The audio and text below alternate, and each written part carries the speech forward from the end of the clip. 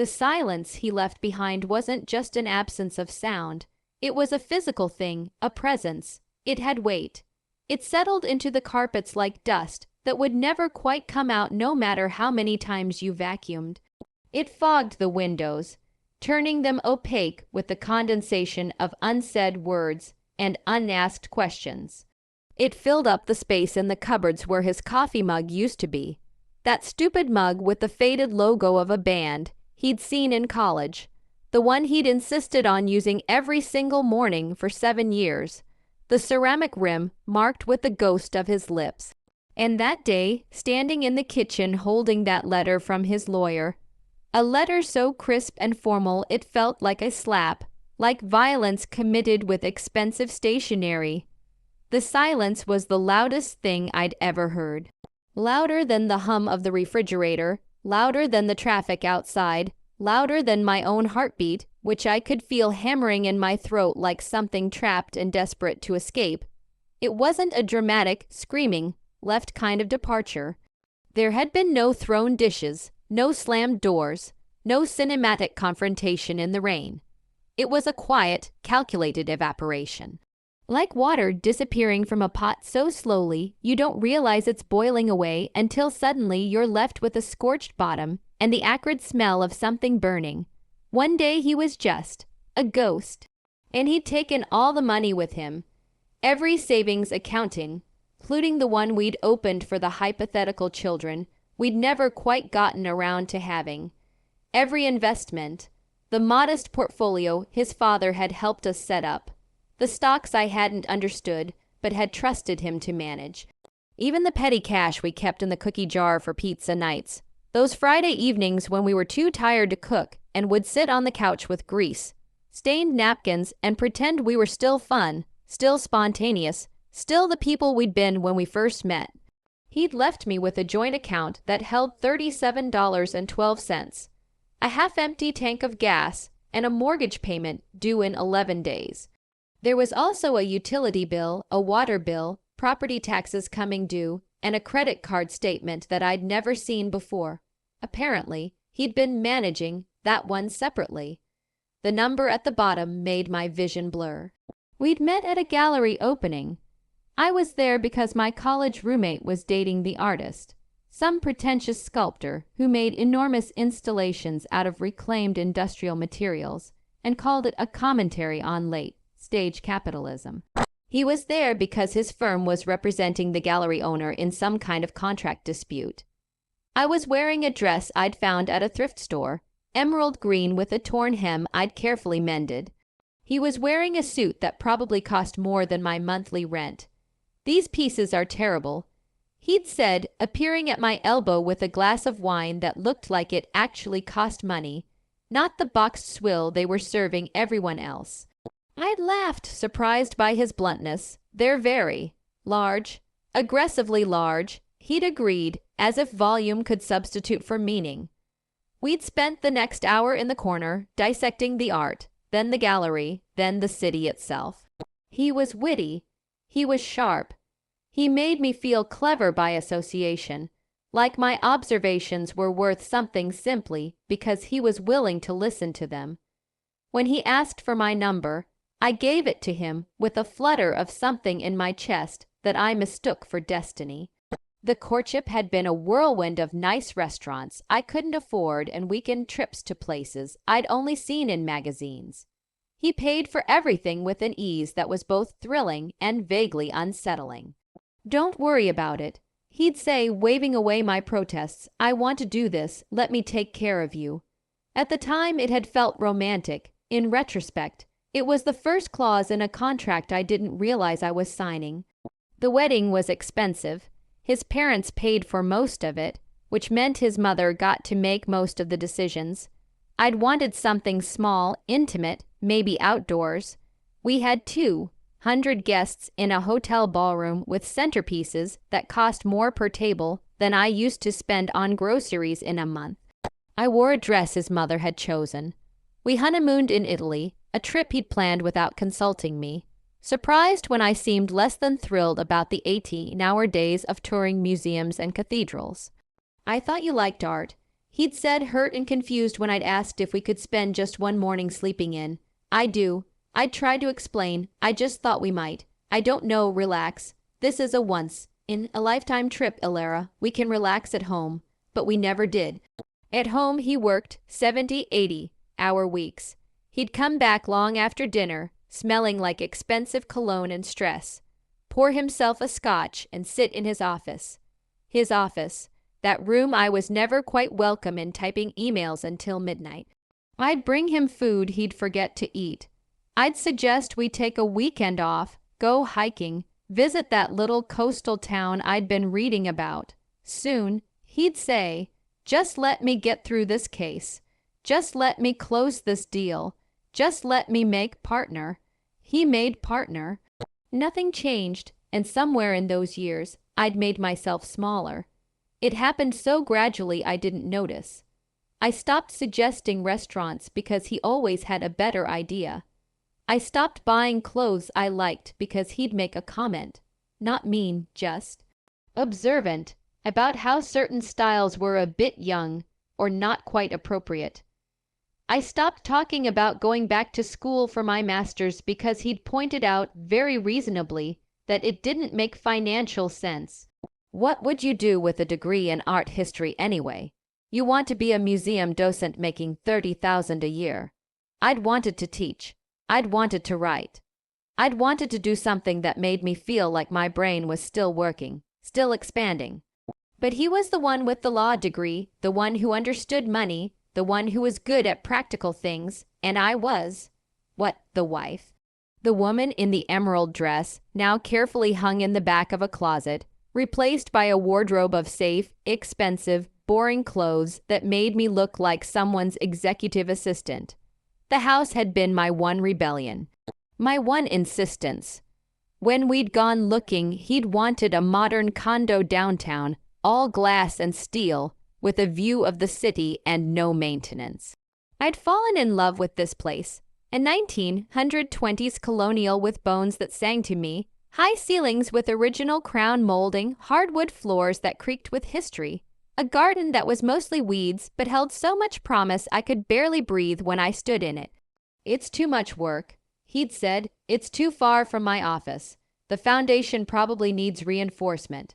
The roof is ancient. The plumbing is definitely original and probably LEED. It has character, I'd countered. Character is expensive, but I'd wanted it with a fierceness that surprised both of us. And maybe because it was the first time in 2 years of marriage that I'd dug in my heels. Or maybe because some part of him felt guilty about how completely my life had been absorbed into his orbit. He'd agreed. Fine, but don't expect me to spend my weekends doing yard work. I hadn't. I'd spent my weekends doing it, alone. The first emotion, standing there with that lawyer's letter in my hand, wasn't anger or even sadness. It was a kind of profound, philosophical vertigo, like when you're standing at the edge of a cliff and you suddenly become aware of the concept of gravity, not as an abstract scientific principle, but as a physical force that could, at any moment, pull you into the void. Who are you when the architecture of your life is suddenly declared a fiction? My identity had been so neatly, so comfortably, folded into the word we. I was a wife. I was a partner. I was one half of a unit that was introduced at parties as Marcus and ð´'''. Always in that order, as if I were an appendix to his name. And then, with one piece of paper, I was an I, standing in an empty house that was about to no longer be a house, but a debt, a liability, a structure without foundation. I felt like a set piece in my own life, and the main character had just walked off stage, taking the entire script with him. The letter was 3 pages long, legal jargon that boiled down to, he wanted a divorce. He wanted it quickly and quietly. He had already separated our finances, for clarity and to avoid any confusion during this difficult transition. That phrase, difficult transition, as if this were a corporate restructuring and not the demolition of a decade of my life. He had moved the assets into accounts in his name only. He was willing to be fair about the division of property, which apparently meant I could have the house, and its mortgage, and its maintenance, and its slowly failing furnace, if I could afford to buy out his half of the equity. His half of a house he'd never wanted, of a home I'd built with my own hands while he was at the office providing for our future. There was a sentence near the end of the second page that made my hands shake. As you have not been employed outside the home for the past several years and have not contributed financially to the household, I trust you understand that the division of assets must reflect actual contribution. I hadn't been employed outside the home. As if the 3 years I'd spent as a freelance editor hadn't been real work because it wasn't a salary with benefits. As if I'd been lounging on a chaise eating bonbons instead of managing every single aspect of our domestic life. The bills, the maintenance, the social calendar, the relationship with his parents, the birthday cards, the grocery shopping, the meal planning, the cleaning, the invisible, unpaid labor that made it possible for him to work those 80-hour weeks without ever having to think about whether there was milk in the fridge or whether his mother's birthday had been acknowledged. I remember looking at my reflection in the dark screen of the microwave. My face was pale, my eyes wide and unfocused. I looked like a stranger, or maybe I looked like myself for the first time in years, stripped of the careful makeup, the flattering lighting, the performance of contentment I'd been staging for so long I'd forgotten it was a performance. And I had this thought, a thought that felt both insane and utterly lucid. He has given me a gift, the gift of nothing. Because when you have nothing, you are presented with the raw, unvarnished material of your own soul. There are no more distractions, no more props, no more someone else to blame. It's just you and the void, and you have to decide what to build in that space. The practicalities were a special kind of hell. It's a uniquely Western form of torture. I think this worship of financial self-sufficiency, this cultural insistence that your worth is measured in your bank balance and your ability to stand on your own 2 feet. Your heart is shattered, your world, view in pieces, your sense of self fractured into fragments you're still trying to identify, and you have to sit in a fluorescent lit supermarket aisle at 10 o'clock at night, trying to decide if the generic brand of beans is 6 cents cheaper per ounce than name brand, doing the math in your head because you literally cannot afford to make a mistake. You have to swallow your pride, the pride you didn't even know you still had, and call your parents, your friends, and explain that no, it wasn't a mutual decision, and no, you're not working things out. And yes, he really did take everything, and could they maybe spot you $100 until your first paycheck from a job you don't yet have? My mother cried, not for me exactly, or not only for me. She cried for what this said about the world, about men, about the vulnerability of women who make the mistake of trusting. Come home, she begged. Come stay with us. You don't need to do this alone. But going home felt like admitting defeat. Going home meant sleeping in my childhood bedroom with its faded wallpaper and the posters I'd never taken down. Going home meant becoming a daughter again, a child to be sheltered and worried over, instead of the woman I was trying, desperately, frantically, to become. My father didn't cry. He got angry. I never trusted that son of a bitch. He said, which was revisionist history of the highest order, he'd loved Marcus, loved that I'd married well, loved telling his golf buddies that his son-in-law was a partner at a prestigious firm. I'll kill him. I'll sue him. Dad, I'd interrupted. I just need a loan, just enough to get through the next month. I'll pay you back. The silence on the other end of the line was almost as heavy as the silence in my house, because we both knew I had no idea when or how I'd be able to pay him back.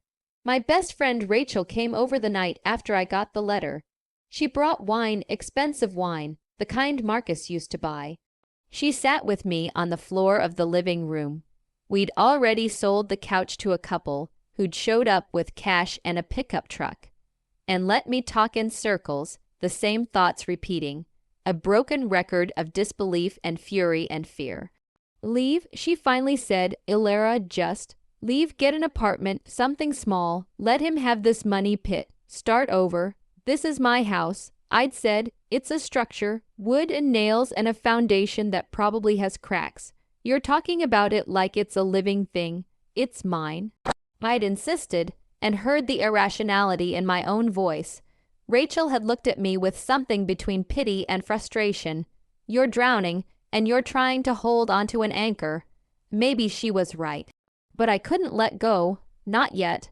I took 3 jobs, a data entry clerk during the day at an insurance company, sitting in a cubicle that smelled like stale coffee and desperation, typing numbers into spreadsheets until my eyes crossed.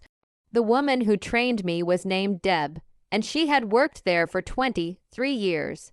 You'll get used to it, she said, with the tone of someone who'd long ago stopped believing her own lies.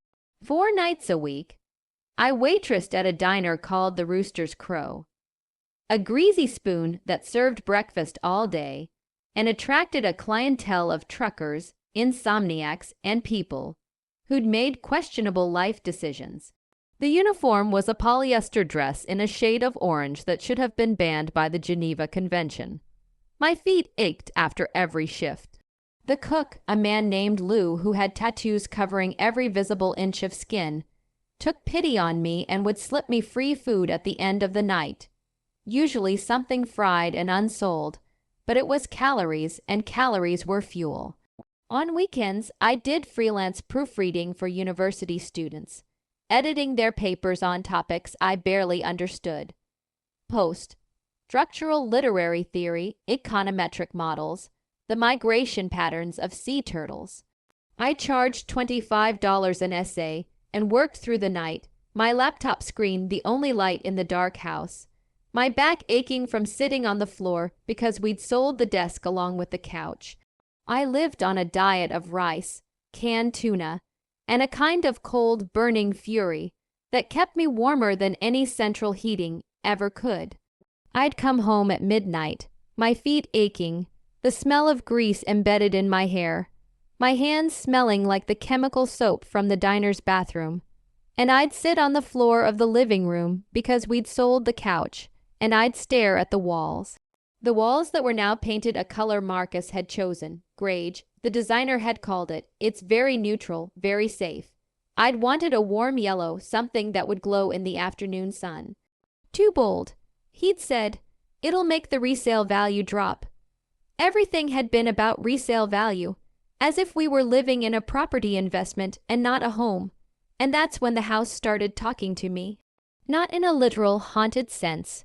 There were no disembodied voices, no cold spots, no doors opening on their own. It was more, an architectural whisper, a kind of communication that happened through creaks and drafts and the way light moved across floors. This was the house he never wanted. I'd fallen in love with its high ceilings and the way the morning light hit the landing, filtered through the original stained glass window at the top of the stairs, a window depicting some pastoral scene, shepherds and sheep, in colors that turned the hallway into a cathedral. He'd seen a money pit. I saw potential in the overgrown garden, imagined roses climbing the trellis, tomatoes in raised beds, a little herb garden by the kitchen door. He saw weekend labor he had no intention of performing. Every compromise we'd made had been his.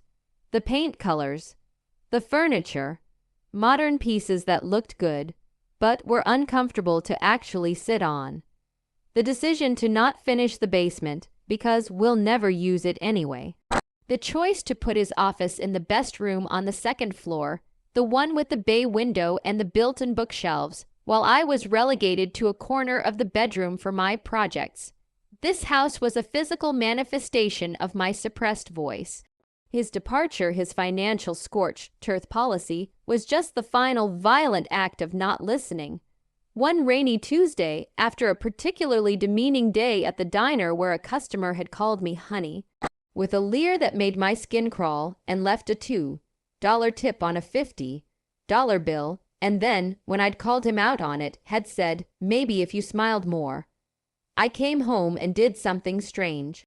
I went into the room he'd always insisted be his office, a room that had mostly collected dust and resentment, and I laid down flat on the floor in the center of it, the cold hardwood pressed against my cheek.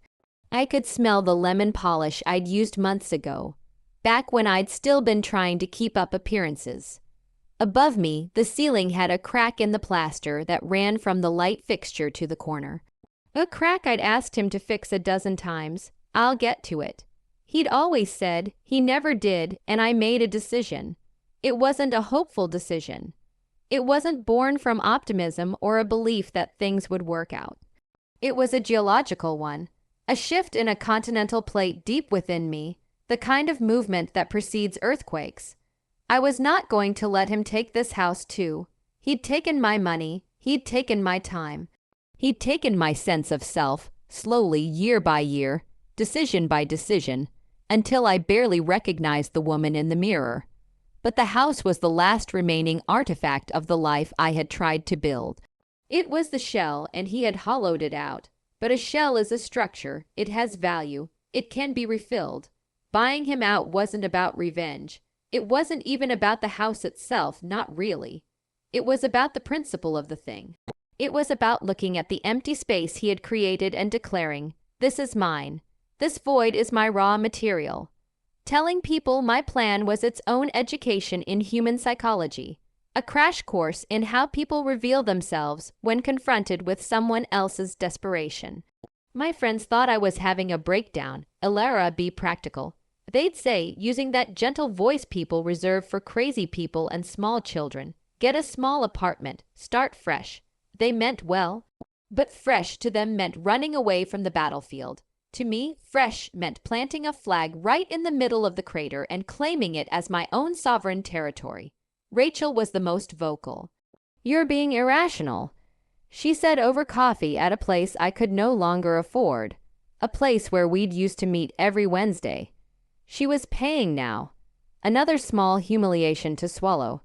"You're making this about him, about beating him, and it's not. It's about your future." "This is my future." I'd said, "No, this is your past, and you're chaining yourself to it." Maybe she was right. But maybe she was also someone who'd never had to fight for anything, whose life had unfolded in a neat, predictable pattern. College, career, marriage, house, baby, without any major catastrophes. It was easy to advocate for letting go when you'd never had something ripped from your hands. My parents were terrified. They came from a generation where a woman alone was a precarious thing, a problem to be solved by finding another man. My mother had married my father at 22 and had never worked outside the home. The idea of me deliberately taking on a massive debt alone was, in their eyes, a form of madness. "What if you can't make the payments?" my mother asked, wringing her hands like a Victorian heroine. "What if you lose your job? What if you get sick?" "Then I'll deal with it," I'd said with more confidence than I felt. "Why are you being so stubborn?" my father demanded. "This isn't like you." And that's when I realized they didn't know who me was. They knew Marcus's wife. They knew the quiet, agreeable woman who'd smiled through holiday dinners and never made waves. They didn't know this person, this angry, determined, reckless woman who was willing to go down with the ship if it meant going down as the captain. Even my lawyer, the one I'd found through a legal aid clinic, a tired woman named Janet who had 5 other cases and a coffee stain on her blouse, looked at me with something like concern. "I have to advise you that this is a significant financial risk," she'd said, reviewing my plan.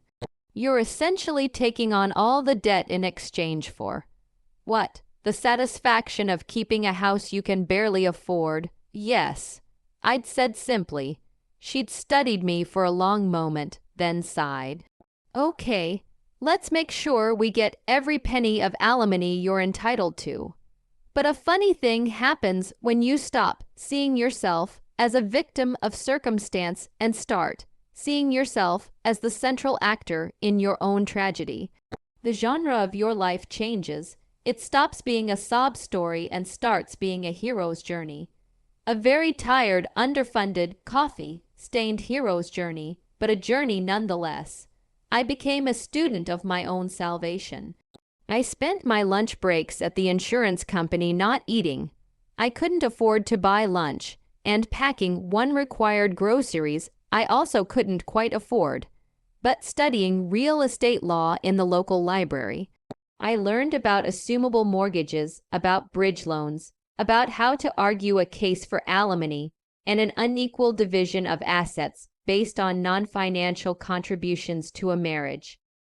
I learned that words like homemaker and domestic labor had actual legal weight, that the courts recognized, at least in theory, that a marriage was an economic partnership and that my years of unpaid work had value. I turned my desperation into a thesis. My pain was the subject, and my relentless, meticulous research was the verb. I compiled spreadsheets that would make a CPA weep, tracking every penny I spent, every penny I earned, every penny I would need to survive the next month, the next year, the next 5 years. I created cash flow projections. I calculated debt to income ratios. I taught myself financial literacy the way some people teach themselves a new language, through immersion and necessity. I tracked every penny, not with scarcity, but with the focus of a general marshaling her troops for a final, decisive battle. At the diner, I smiled at customers I wanted to throw coffee on. I laughed at bad jokes. I let them call me sweetheart and hon, because tips kept the lights on, but inside I was doing the math. 20% of 50 is 10. 15% of 35 is 525. Every dollar had a destination. $3 for the electric bill, $5 for the water bill, $12 for the minimum payment on a credit card I'd had to open just to buy groceries.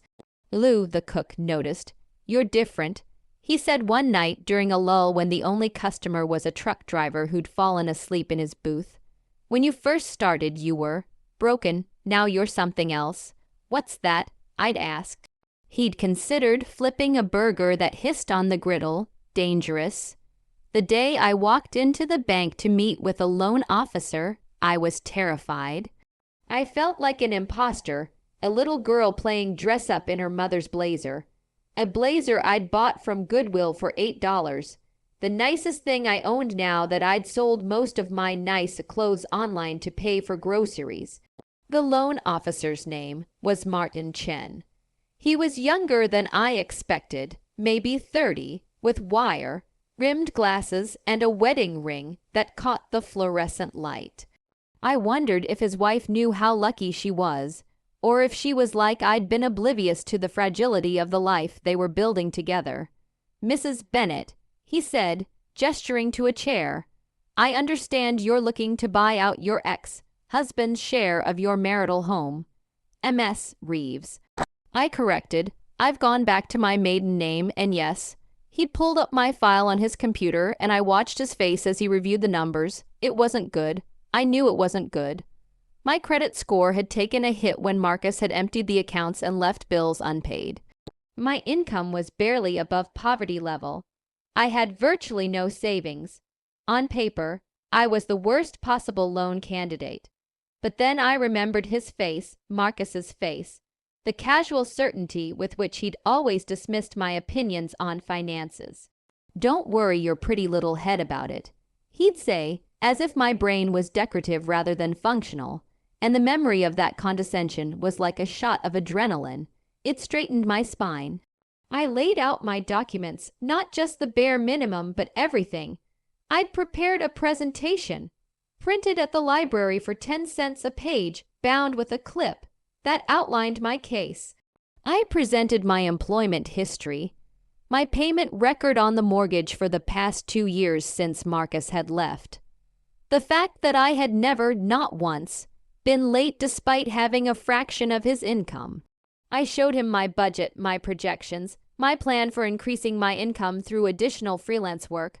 I spoke of cash flow, of equity, of future earning potential. I presented the appraisal I'd paid for another expense I couldn't afford. but a necessary one. That showed the house had appreciated significantly, that I was sitting on substantial equity despite the remaining mortgage. I was no longer the abandoned wife. I was a sole proprietor applying for capital to acquire a key asset. I watched Martin's face change as I talked. He saw my spreadsheets, my 2 years of perfect solo mortgage payments I'd scraped together from 3 jobs and sheer force of will, my employment history. No matter how humble, that showed relentless grit. He asked questions, I had answers. He poked holes in my projections. I had contingency plans. You've really thought this through. He said finally, this house is all I have. I replied, I can't afford not to think it through. He was quiet for a moment, studying me over his glasses. Can I ask you something personal? I nodded. Why not just walk away, start over somewhere easier? I'd expected this question. I'd asked it of myself 1,000 times. Because he doesn't get to take everything, I said simply. Because I built a life in that house, even if he didn't see it. Because I'm worth more than $37.12. He was quiet for another long moment. Then he said, give me a week. I'll see what I can do. The day the papers were signed, the day his name was legally, irrevocably removed from the deed and mine stood alone, I didn't throw a party. I didn't call my friends. I didn't cry tears of joy or pop champagne or post anything on social media about new beginnings and fresh starts. I went back to the empty house, now truly, completely, and terrifyingly mine. I walked from room to room, my footsteps echoing on the bare floors. Most of the furniture was gone, sold piece by piece to make payments and buy food. What remained was essential. A mattress on the floor of the bedroom, a card table and folding chair in the kitchen, a single lamp in the living room, but it was mine. I stood in his old office, the room of my geological decision, the room where I'd lain on the floor and chosen to fight, and I felt quiet. The victory wasn't in the ownership. The victory was in the becoming. The money, the house, they were just the external proof of an internal revolution. He had tried to break me by taking everything he thought I needed, and in doing so, he forced me to discover everything I already was. I was resourceful. I was resilient. I was smarter than I looked. I could learn anything: real estate law, financial planning, how to wait tables without spilling coffee, how to survive on 4 hours of sleep. I could negotiate. I could strategize. I could stand alone in an empty house and not feel empty myself. I had bought the house he never expected me to fight for. But more importantly, I had built the woman he never saw coming. The work of reclamation began slowly. First, the practical necessities. Fixing the furnace that had been on its last legs. Replacing the section of gutter that had finally given up and crashed into the garden. Then, the small acts of rebellion. I painted his office, not the grade he'd chosen, not the safe neutral that wouldn't offend anyone. I painted it the warm yellow I'd always wanted, the color of sunlight, of optimism, of beginnings. I did it myself, learning from YouTube videos, getting more paint on myself than on the walls. It took 3 coats to cover the grade, but with each pass of the roller, I felt something shifting. I tore up the carpet in the bedroom, the carpet he'd insisted on because it was practical, and discovered the original hardwood underneath. It was damaged, scratched, and stained by decades of neglect, but it was beautiful. I rented a sander from the hardware store. The guy at the counter gave me a discount when I explained I was doing it alone, and spent a weekend stripping it back to bare wood, my arms aching, my face covered in dust. The garden became my sanctuary. I planted tomatoes and herbs and flowers with no practical value, except that they were beautiful. I built raised beds from reclaimed wood I found on Craigslist, hauling them home in the same car with a half-empty tank of gas. I dug in the dirt until my hands were blistered, and there was something deeply, profoundly satisfying about it, about creating something, nurturing something, watching it grow. Rachel came to visit one afternoon, 6 months after the papers were signed. She stood in the yellow room, now furnished with a desk I'd found at a yard sale and a bookshelf I'd assembled from a kit. And she looked at me with something I'd never seen in her face before. Respect. "You did it," she said. "I did." I agreed. "I'm sorry I didn't believe you could." "I didn't believe I could either," I admitted, "but I had to try." She hugged me then, and I realized how much I'd missed her, missed having someone who knew me, even if she hadn't understood me. My mother came too, eventually. She walked through the house, touching the walls, the new curtains I'd sewn myself, the herbs growing in pots on the kitchen windowsill. She stood in the garden and cried. "What's wrong?" I'd asked, alarmed. "Nothing," she said, wiping her eyes. I'm proud of you, and I'm sad that I didn't know you were capable of this. I should have known." I didn't know, I told her. Not until I had to be. So I sit here now in this empty, sun-drenched room, not empty anymore, but filled with things I chose, things that speak to who I am rather than who someone else wanted me to be. And the silence is different. It's no longer an absence. It's a presence I have chosen. It's filled with my breath, my thoughts, my future. The silence is the sound of pages turning in a book I'm reading, of my fingers typing on a keyboard as I work on the master's degree I've finally enrolled in online, part-time, but mine. It's the sound of wind chimes I hung in the garden, the ones that drive the neighbors slightly crazy, but that I love because they're impractical and beautiful and utterly unnecessary. The walls are no longer a cage he built, but the boundaries of a kingdom I forged from the ashes of a life I didn't choose to leave, but chose to reclaim. Sometimes, late at night, I think about Marcus. I wonder if he knows what he gave me when he tried to take everything away. I wonder if he's happy with whatever life he's built, whatever woman has taken my place in his carefully controlled world. Mostly, I don't think about him at all. I've started dating, tentatively, a man I met at the library, another graduate student. We have coffee, take walks, talk about books and ideas. He asked me once why I live in such a big house alone. It's not just a house, I'd said. It's a monument, a reminder. Of what? Of who I am when everything else is stripped away. He had smiled at that, a smile that suggested he understood, or at least wanted to try to understand. We'll see where it goes. For the first time in my life, I'm not in a hurry. I have 3 plants on the windowsill of the yellow room. They're thriving in the warm light, reaching toward the glass. I water them every morning, and sometimes I talk to them. I tell them about my day, about the paper I'm writing, about the life I'm building. They don't talk back, of course, but the house does in its way. In the creak of floorboards I refinished, in the draft from the window I learned to fix, in the smell of bread I'm learning to bake, filling the kitchen with warmth and yeast and possibility. He left me with nothing, and in doing so, he gave me everything. The freedom to fail, the necessity to fight, the opportunity to discover that I was never half of something. I was always whole, just waiting for the space to expand into my full shape. And this house, this beautiful, difficult, expensive, impractical house, is not just where I live. It's the evidence of my becoming. Every room tells a story, not of what was, but of what I chose to make from the ruins. I am ð´'ła Reeves. I am 34 years old. I have 3 jobs and 1 degree in progress and a garden full of tomatoes. I have a mortgage I can barely afford and a future I can barely imagine. I have a house full of silence that speaks volumes, and I have never been more entirely, terrifyingly, gloriously myself.